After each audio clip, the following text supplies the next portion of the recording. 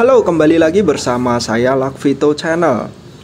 Oke, pada kali ini saya kedatangan Honda Vario 125. Si pengguna ini mengeluhkan motornya boros banget, Mas. Ini solusinya harus gimana?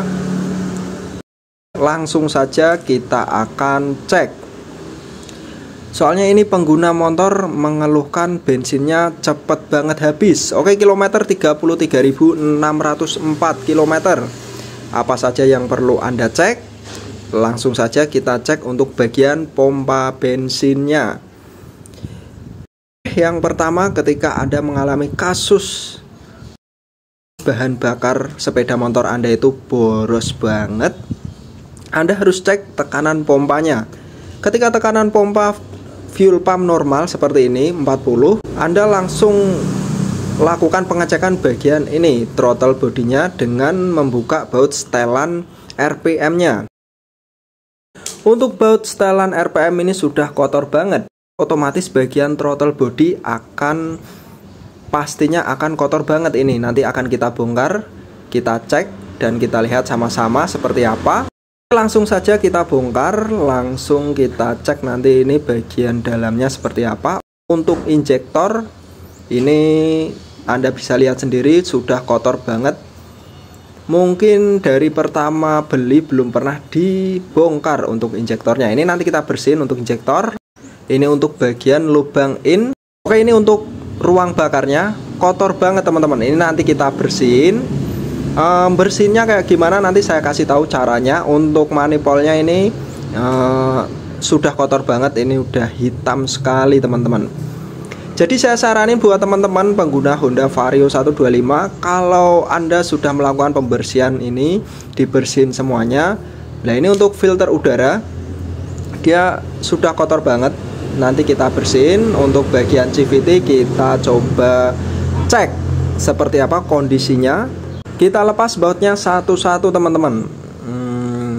Ini kalau masalah bensin boros emang harus ngecek satu persatu komponennya, mana saja yang sudah mulai aus dan bagian mana yang harus kita ganti. Ini untuk dalemannya ya. Untuk bagian fan belt ini udah mulai kotor, debu-debu vulkanik sudah mulai masuk ke dalam rongga-rongga viscom maupun rongga-rongga mangkok gandanya teman-teman. Ini kita lepas satu persatu. Untuk murnya, yang ini mur 22 kita lepas.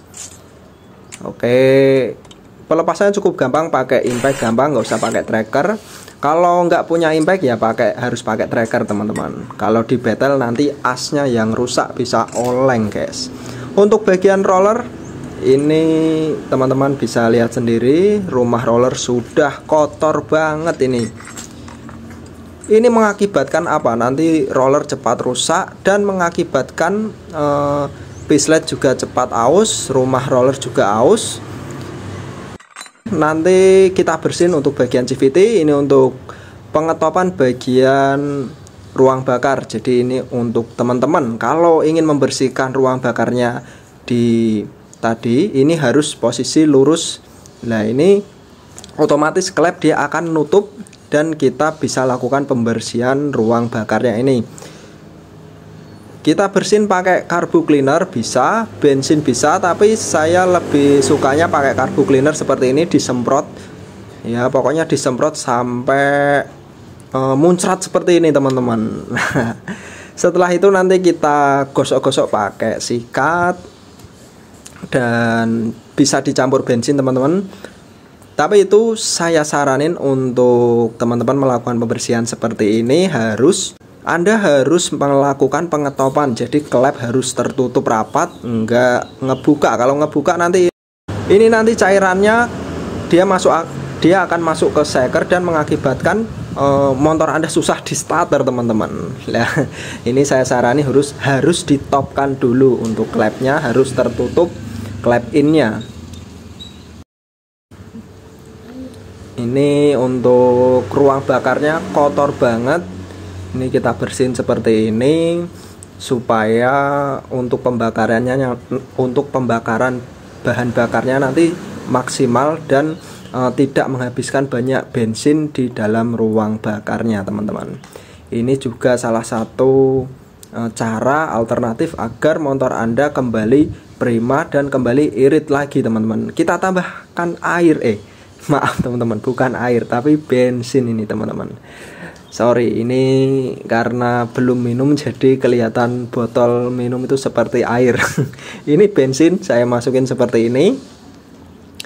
Terus disikat seperti ini sampai bersih, sampai kotorannya itu kayak sisa-sisa pembakarannya itu sampai hilang. Kenapa saya campur bensin? Agar cleaner saya lebih awet, lebih efisien teman-teman. Jadi nggak boros cleaner. Soalnya ini budgetnya untuk servis pembersihan throttle body, ruang bakar, untuk pembersihan CVT ini cuman 50.000 teman-teman. Kita tarifnya nggak usah mahal-mahal, yang penting kita dapat konsumen terus, istilahnya setiap hari kita dapat servisan motor terus, itu udah alhamdulillah. Kalau terlalu mahal nanti takutnya nggak ada yang servis guys. Ini hasilnya Anda bisa lihat sendiri. Untuk ruang bakarnya sudah bagus. Ini untuk bagian throttle bodinya sudah kita lepas, nanti kita bersihin. Untuk bagian throttle body ini kotor banget, nanti sealnya kita lepas. Setelah itu kita cuci pakai carbo cleaner. Proses pencuciannya cukup gampang seperti ini, Anda bisa lihat sendiri. Kita cleanerin sedikit seperti ini. Setelah itu kita sikat agar cleanernya nggak habis banyak teman-teman. Kalau di cleaner semua sampai rontok nanti wah, habis satu botol cleanernya teman-teman. Soalnya ini kotor banget. Kita sikat seperti ini. Mungkin buat Anda yang pemula bisa melakukan tips. Kalau enggak ya, kalau Anda yang punya motor Vario 125 ataupun motor Matic yang mengalami yang mengalami bensin boros BBM, baru diisi full itu sudah dipakai jalan berapa kilometer itu sudah habis, sudah berkurang dengan cepat, Anda bisa lakukan tips ini. Ini sebenarnya simple dan nggak perlu butuh biaya, nggak habis biaya banyak teman-teman. Ini cukup dilakukan pembersihan aja seperti ini. Kita sikat lagi biar bersih. Oke, kita sambil kita lihat untuk bagian dalam. Ini untuk manifolnya kita bersihin, cleanerin seperti ini. Ini kita buang kotoran-kotorannya. Ini sisa-sisa pembakaran udara dan bensin seperti ini. Setelah itu kita sikat lagi ya teman-teman. Kita bersihin pakai sikat. Nah ini biar tambah bersih.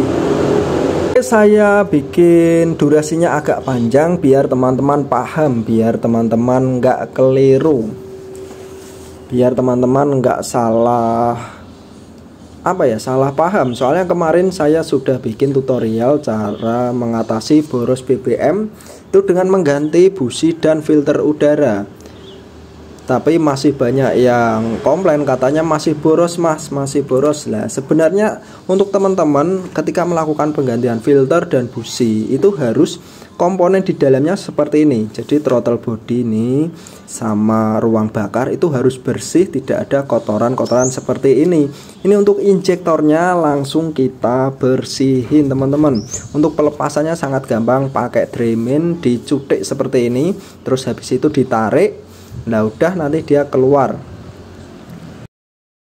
Ini untuk injektornya kotor banget. Ketika melakukan pembersihan Anda harus lepas dulu sealnya. Karena apa? Untuk seal ini kalau nggak Anda lepas itu nanti kena bensin, kena cleaner, dia akan molor. Istilahnya melar guys. Ya, ini sealnya kita lepas dulu, kita bersihin. Nah ini kita lepas seperti ini. Oke, kita cuci pakai ini bensin. Terus kita cleanerin seperti ini.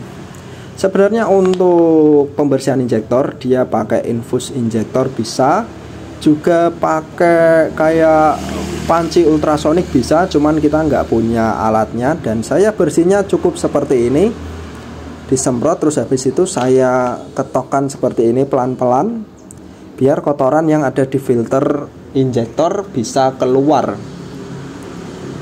Saya sering lakukan cara seperti ini lebih nggak makan biaya banyak. Kalau infus kita harus beli cairannya lagi, kita harus pakai alatnya dan butuh tambahan biaya lagi.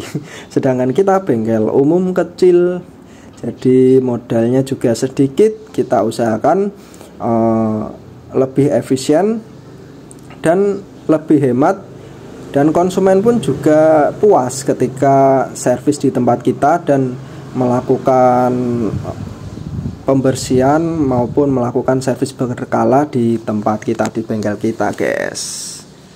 Oke, ini kita bersihin seperti ini untuk injektornya. Ini sudah bersih, lalu kita pasang lagi seal karetnya. Untuk seal ini bolak-balik nggak apa-apa, yang penting ketika pemasangan harus pas, jangan sampai miring atau jangan sampai sealnya ini rusak. Kalau sealnya ini udah rusak, harus teman-teman ganti. Kalau nggak diganti nanti bisa terjadi rembesan bensin, rembesan bahan bakar, ataupun rembesan itu kompresi, teman-teman. Ini untuk throttle body sudah kita bersihin, tinggal lakukan pemasangannya di mesinnya ini, teman-teman. Dan ini untuk businya, ini nanti saya bersihin aja dulu.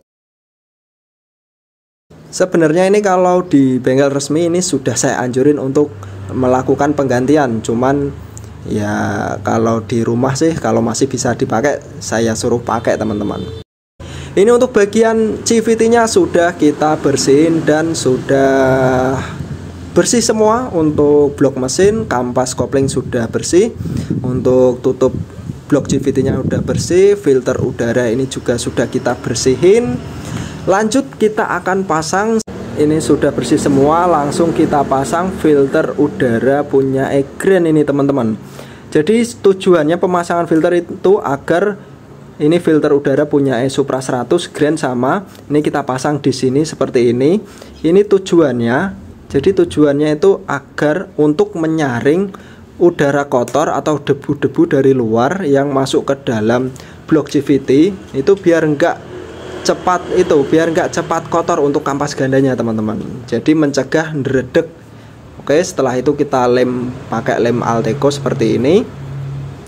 Ini enggak kita tutup, cuman kita kasih filter aja. Kita kasih filter agar udara yang masuk itu bersih dan udara kotor kayak debu-debu dia nggak gampang masuk ke rumah kampas kopling. Soalnya itu mengakibatkan gas awal itu ndredeg, teman-teman. Setelah itu kita pasang juga bagian ini untuk blok tutupnya. Ini sebentar, ada kotorannya banyak ini. Kotoran dari itu kayak ada batu-batu kecil. Ini nanti kita pasang juga di sini untuk filter udara punya Egren. Kita potong seperti itu tadi, terus kita masukkan, kita sesuaikan ukurannya, terus kita masukkan seperti ini. Ini udara masih tetap bisa masuk, cuman kotoran debu-debu dari roda belakang ataupun dari luar ini dia akan tersaring dan dia akan menumpuk di luar, nggak masuk ke dalam blok CVT-nya, teman-teman. Anda bisa coba cara ini, bisa coba cara lain di YouTube juga banyak. Ada yang dibolong-bolong mangkok gandanya, ada yang diganti apanya lah, itunya lah, terserah teman-teman. Yang penting kita kasih tips. Ini sudah saya lakukan dan alhamdulillah awet, pemakaian 3 bulan dia nggak gampang redek, teman-teman. Oke, ini untuk mengatasi getar aja di bagian kampas ganda. Tapi kalau gredeg-gredeg parah itu biasanya per kampas gandanya sama kampas koplingnya, dia sudah mulai aus, teman-teman. Setelah itu kita pasang bautnya. Ini baut 8 panjang 2 dan baut pendek-pendek ada 6 kalau nggak 7, teman-teman. Lanjut kita coba untuk suaranya seperti apa. Ini sudah selesai, sudah saya pasang, sudah saya rangkai. Ini untuk stasionernya, teman-teman bisa perhatikan di stasionernya. Ini dia nggak mau stasioner lah. Ini rata-rata kasusnya ini Setelah dilakukan pembongkaran ini nggak mau disetel mas. Banyak sekali yang tanya ke saya, ini gimana mas solusinya? Nah ini yang bikin konsumen Anda nggak balik ini sebenarnya ini. Anda ketika melakukan pembersihan throttle body, harus sensor IACV nya ini harus Anda bongkar dan bersihkan. Nah ini ada pernya dia kalau sudah ambles seperti ini, dia sensor IACV nggak mungkin bekerja teman-teman. Teman-teman bisa pahami ya.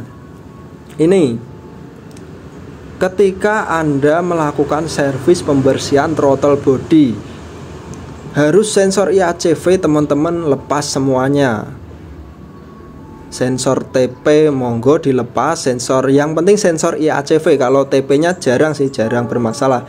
Yang sering itu ini sensor IACV nya ini pernya dia mengkeret teman-teman. Kalau mengkeret itu bahasa Indonesianya itu kayak ambles pernya. Lah itu perlu ditarik seperti ini. Sebenarnya cuman masalahnya dia pernya ini aja tok. Pernya dia nggak mau narik dorong si sensor itu tadi, yang klepnya itu tadi. Jadi udara yang masuk dia nggak stabil. Cukup ditarik seperti ini, cukup gampang. Setelah itu kita pasang lagi. Tapi sebelum pemasangan sensor IACV harus Anda bersihin. Jangan sampai kotor untuk sensornya. Ini untuk klepnya ini seperti ini untuk pemasangannya. Seperti ini, jangan sampai kebalik.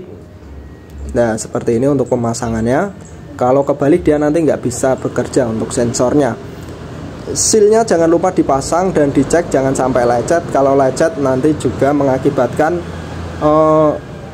RPM Anda susah di setel dan nggak bisa stabil, langsamnya nggak stabil. Pokoknya ini teman-teman ketika melakukan pembersihan throttle body, ketika RPM nggak mau disetting, setelah dibersihin sudah disetting mode, udah disetting mode 1, 2, 3, kembali lagi 1, kok nggak bisa. Teman-teman bongkar sensor IACV nya aja. Beda lagi kalau punya PCE, kalau punya CB yang nggak ada sensor IACV nya, itu Anda cleaneri sudah enak, nggak usah dilepas lagi untuk sensor-sensornya. Tapi kalau untuk Vario 125 dia pakai sensor IACV dan ada baut setelan RPM nya, itu Anda harus waspada di bagian ini. Ini sepele, tapi kalau Anda lupa, kalau Anda sampai terlewat, ini dipakai sama yang punya motor, itu dipakai buat perjalanan 5 menit, 6 menit berhenti, itu stasionernya naik turun, naik turun, naik turun. Kadang mati sendiri, nanti kadang kenceng sendiri. Nanti malah konsumen nggak balik lagi ke bengkel Anda teman-teman. Oke, buat Anda pengguna, buat Anda mekanik ya, Anda harus perhatikan bagian ini. Buat Anda pengguna motor Vario 125, Anda juga bisa kasih tahu ke mekaniknya kalau mengalami kasus seperti ini, disetting sampai ini. Kalau normalnya seperti ini, teman-teman kencengi pol seperti ini, kenceng pol. Ini harusnya mesinnya semakin kecil-kecil terus mati. Kalau semakin besar otomatis bermasalah untuk throttle bodinya, kalau enggak sensor IACV nya. Oke, sampai sini teman-teman paham ya. Langsung ini sudah selesai, sudah saya pasangi semuanya. Kita coba untuk akselerasinya dan tenaganya seperti apa. Tarikannya normal kembali enak atau masih berebet. Awal mula datang ini motor saya gas nggak mau jalan, getar dan berebet kayak nyendat. Komsernya juga sudah oblak tadi. Ini saya coba buat jalan, ternyata enak banget. Gasnya ngisi terus. Gas awal tidak ada ndredegnya atau getarnya sama sekali. Ini saya tidak melakukan penggantian part apapun, saya cuma melakukan pembersihan saja. Yang saya ganti cuman ban belakangnya tipis. Tadi si konsumen WA saya, katanya suruh ganti sekalian mas ban belakang. Oke lah, kita bersihin. Dan ini sudah enak banget, pokoknya nyaman banget. Terima kasih buat teman-teman yang selalu setia menyimak video saya. Semoga ini bermanfaat.